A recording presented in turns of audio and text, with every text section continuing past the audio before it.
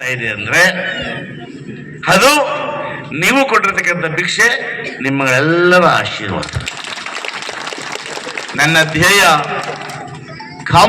ತೊಪ್ಪರಳ್ಳಿಯಲ್ಲಿ ಸುಮಾರು 13 ವರ್ಷಗಳಲ್ಲಿ 4 ಬಾರಿ ರಸ್ತೆ ಆಗ್ತದೆ. ಈ ರಸ್ತೆ ಮೇಲೆ ನೀರು ಹೋಗೋದ್ರಿಂದ ರಸ್ತೆ ಕಿತ್ತೋಗ್ತಾ ಇತ್ತು.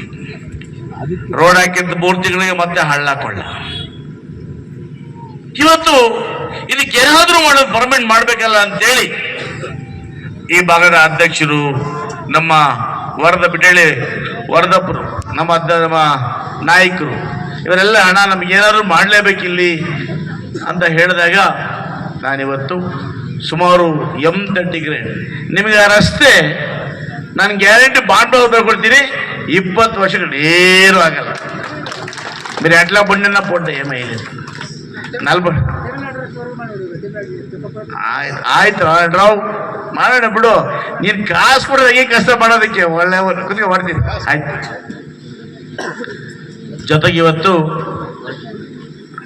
ಇವತ್ತು ಇಲ್ಲಿದ್ದ ಹಿಡ್ದು ದೋಣಿ ಮಡಗು ತನಕ ಮುಸ್ತ್ರಳಿವರೆಗೂ ಕೂಡ ಏನು ಚಿಕ್ಕ ರಸ್ತೆ ಇದೆ ಇದನ್ನ ಇವತ್ತು 5 ಮೀಟರ್ ಅಗಲ ರಸ್ತೆಯನ್ನು ಕೂಡ ಮಾಡೋದಕ್ಕೆ ಶಂಕುಸ್ಥಾಪನೆ ಮಾಡಿದ್ದೇವೆ. ಬಹಳ ವರ್ಷಗಳ ಕೆಲಸ. ಹಿಂದೆ ಕದಿರತ್ತಕ್ಕೆ ನಾನೇ ರಸ್ತೆ ಮಾಡಿದ್ದೆ, ಕಿತ್ತೋಗಿತ್ತು. ಇವತ್ತು ಕೂಡ ಕೆಲಸ ಪ್ರಾರಂಭವಾಗಿದೆ. ಅದು ಕೂಡ 1 ಕೋಟಿ ಹಾಕಿದ್ದೇವೆ.